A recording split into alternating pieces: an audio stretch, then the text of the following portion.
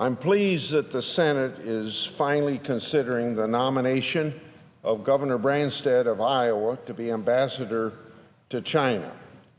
Before I speak about this very well-qualified nominee, I'd like to express my great disappointment and great frustration with the seemingly endless obstruction on the part of the minority.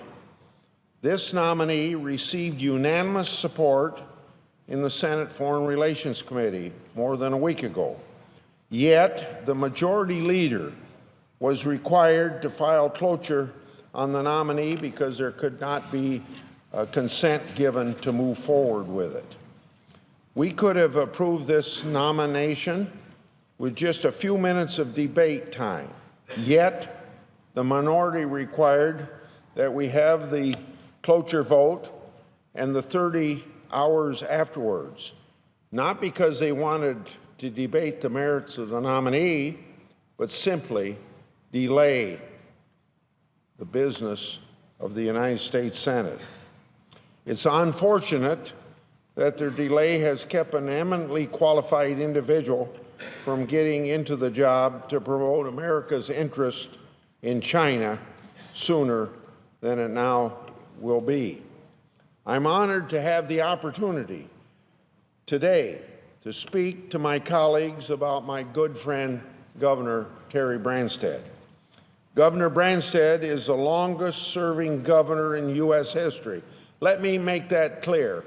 Out of 50 states for 230 years, no person in the United States has served their term, their state as governor of that state longer than Terry Branstad has now. He's a lifelong Iowan who has devoted his life to public service.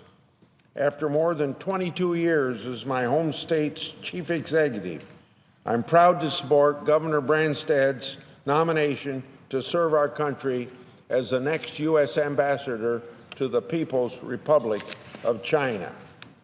The fact is, Governor Branstad's been an ambassador for Iowa to the nation and even to the world for his entire career. He's been a champion for Iowa and on behalf of Iowans around the globe. As governor, he's been vigorous in promoting our state's economy and opening markets for our farm commodities, our financial services, and our manufacturing to the world marketplace. His nomination should come as no surprise to the people of Iowa. We have long known and benefited from the relationship Governor Branstad has had with the people of China. A sister state relationship in 1983 has grown into a successful trade partnership that has benefited Iowa farmers and businesses. Perhaps most notably, Governor Branstad enjoys a 30-year friendship with President Xi.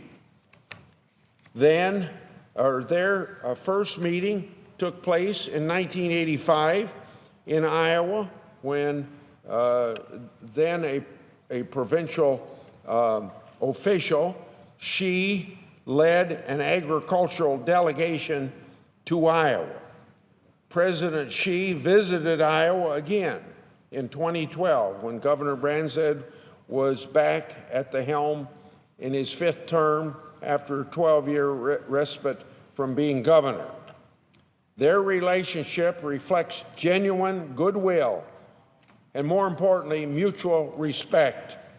Governor Branstad has never stopped working to expand Iowa's trade, investment, and economic partnerships on the world stage, including many trips to China.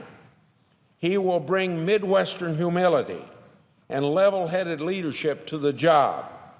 He is a workhorse who is unafraid to get into the trenches to get the job done. I have no doubt that he will stand strong for American values such as freedom of press and religious liberty, and work to strengthen peace, stability, and prosperity between our two nations. Once confirmed, I'm confident that Governor Branstad will bring to bear his tireless commitment to solve problems and always move the ball forward. Although his heart will always be in Iowa, I know that Governor Branstad will throw himself into this job wholeheartedly. Governor Branstad is uniquely qualified to help strengthen the trade, economic, cultural, and geopolitical relationships between our two countries.